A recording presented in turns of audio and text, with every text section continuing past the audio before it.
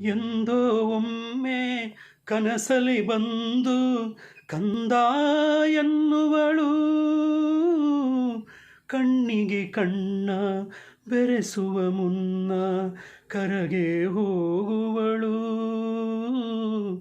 ಹಂಬಲಿಸಿದರು ಬಾರಲು ಅವಳು ಬಯಕೆಯ ಸಲ್ಲಿಸಲು, ಕಂಬನಿ ಮಿಡಿದರು ಅಮ್ಮನ ಕಾಣೆನು ಎಂದೋ ಸನಿಹದೊಳು, ಎಂದು ಸನಿಹದೊಳು. ಅಮ್ಮ ಎಂದರೆ ಮೈಮನವೆಲ್ಲ ಹೂವಾಗುವುದಮ್ಮ, ಎರಡಕ್ಷರದಲ್ಲಿ ಏನಿದೆ ಶಕ್ತಿ ಹೇಳುವರಾರಮ್ಮ, ಹೇಳುವರಾರಮ್ಮ. ಅಮ್ಮ ಅಮ್ಮ